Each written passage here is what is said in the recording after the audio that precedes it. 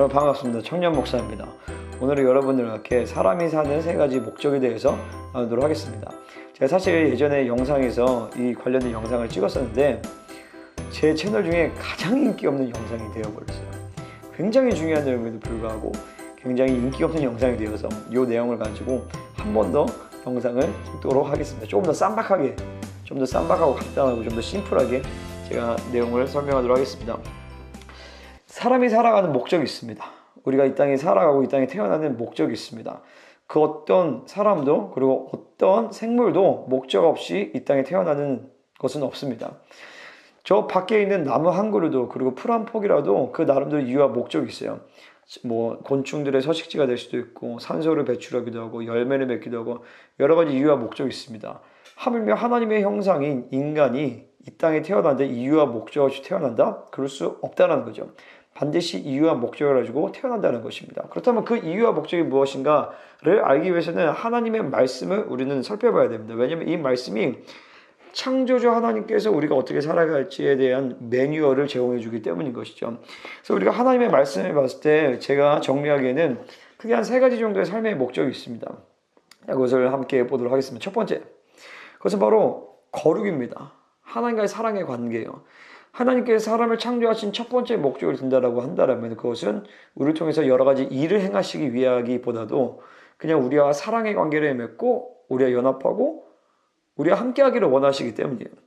그래서 그거를 좀 여러 가지로 다른 방향으로 표현될 수가 있지만 그 중에 하나는 뭐냐면 바로 거룩인 것이죠.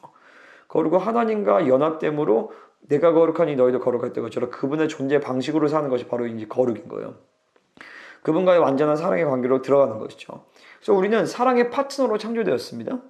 우리는 수단으로 창조되지 않았습니다. 하나님께서 우리를 사랑의 파트너로 창조하셨기 때문에 하나님께서 우리를 살리기 위하여서 예수님을 통하여서 직접 자신의 생명을 주기까지, 자신의 아들의 생명을 주기까지 우리를 사랑하시고 우리를 구원하신 것이에요. 왜냐하면 우리를 사랑하시기 위해서, 우리와 관계 맺기 위해서 그런 것인 것이죠. 그래서 그 어떤 것도 이 본질적인 목적을 넘어설 수가 없습니다. 성경은 이것에 대해서 다른 표현으로 여러 가지 표현으로 이제 설명을 하는데 아모스 3장에서는 그것을 동행이라고 표현을 해요. 두 사람이 뜻이 같지 않은데 어찌 동행하겠으며, 그래서 7절에서 뭐라고 하냐면 주 여호와께서는 자기의 비밀을 그종 선지자들에게 보이지 아니하시고는 결코 행하심이 없으시리라. 이때 비밀은 히브리어로 소드인데 이것은 밀실이라는 뜻입니다.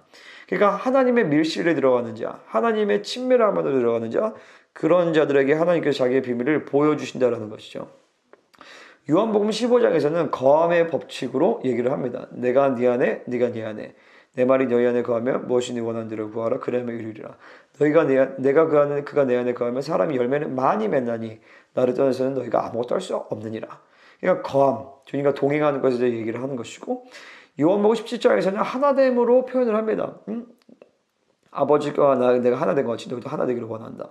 그리고 로마서 8장에서는 바로 성화와 영화의 단계로 얘기를 합니다. 다시 말해서 이제 거룩의 완성으로 가는 것이죠.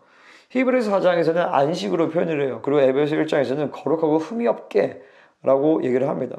데살로니가 전서에서는 네 영과 혼과 몸이 온전하게 거룩하게 보존되기를 원한다라고 얘기를 합니다. 마찬가지로 이 모든 것은 다 한 가지인데 거룩의 완성인 것이고 하나님과 완전한 연합인 것이고 주님과 완벽하게 사랑의 관계를 맺게 되는 것이죠. 그래서 그 어떤 것도 이 본질적인 목적과 이유를 넘어설 수가 없어요. 사역이 아무리 성공하고 우리 아무리 돈을 많이 벌어도 그리고 여러분의 가정이 아무리 행복해도 하나님과의 관계를 잃어버리면은 그것은 올바르지 않은 것이죠. 이것이 가장 첫 번째입니다. 이것이 가장 본질적인 우리 삶의 목적인 것이에요. 이제 두 번째로는요, 바로 사명이죠. 사명. 하나님이 우리에게 맡기신 일들이 있어요. 가장 처음에 주어지는 일은 바로 창세기 1장 27절 28절에 나오는 문화명령인 것이죠. 땅을 정복하라, 생육하고 번성하라, 땅을 정복하라, 땅을 다스리라. 이것은 통치에 대한 사역이에요. 그래서 이 나라를 아직 죄가 들어오지 않았기 때문에 이 온 열방을 하나님의 나라로 하나님의 형상으로 이루어가게 한다라는 것이죠. 그리고 죄가 들어오고 인간이 타락하고 예수 그리스도께서 그 구속의 사건을 이루시니까 이제 지상 대명령을 우리에게 주시는 것이죠.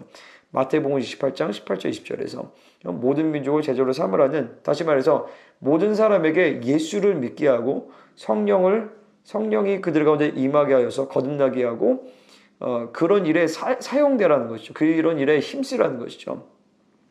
그리고 그들 가운데 하나님의 말씀을 지키게 행하라는 것이죠. 그래서 사실 이 문화명령과 지상대명령은 서로 다른 것 같아 보이지만은 한 맥락이에요. 그 맥락은 뭐냐면 하나님의 나라와 하나님의 뜻이 이 땅 가운데 임하게 하라는 것이죠. 그래서 이 우리의 사명이 중요합니다. 우리가 이 달려갈 길이 있어요. 그래서 사도 바울은 사도행전 2장 20장과 그리고 디모데후서 4장 7절에서 내가 달려갈 길을 마쳤다라고 얘기를 해요. 내가 달려갈 길이 있습니다. 우리가 달려갈 길이 있어요. 그리고 마태복음 20장에서는 주님은 이제 비유를 통해서 착하고 충성된 종아, 네가 작은 일에 충성되었으니 네가 나의 일에 잔치에 참여한다, 이런 식의 표현을 하신단 말이에요. 그러니까 우리는 착하고 충성된 종으로서 우리에게 맡겨진 사명을, 아버지의 일을 우리는 감당을 해야 됩니다. 또 그것은 또 한편에서 예수님이 지셨던 그 십자가를 우리도 또 짊어지는 거예요. 그래서 또한 주시에 그거는 우리에게 맡겨진 십자가인 것입니다. 그래서 첫 번째 목적은 거룩이고 주님과의 관계지만 두 번째로는 우리에게 맡겨진 사명을 감당해야 된다는 것이죠. 이제 세 번째로는요, 이 두 가지가 우리의 삶 가운데서 이게 녹아져요. 녹아져서 나에게 아주 독특한 것이 나오게 되는데 그것이 이제 비전인 것이죠. 그래서 우리에게 주어진 그것이 눈에 보이는 것으로 눈에 보일 수 있는 어떤 그림으로 나타나는 것이 이제 비전이에요. 그래서 모든 사람들이 비전이 있어야 됩니다. 이 비전에 대해서는 사람들이 참 오해도 많고 참 관심도 많고 그런데 잘 몰라요. 그리고 하나님의 비전이 어떤 특징이 있고 어떻게 성취되어야 되는지 잘 모릅니다. 이것에 대해서는 제가 다음 영상에서 하나님 주신 비전에 대해서 어떤 특징이 있으며 그리고 어떻게 그것이 이루어지는지를 제가 다음 영상에서 나누도록 하겠습니다. 오늘은 여기까지 하도록 하겠습니다.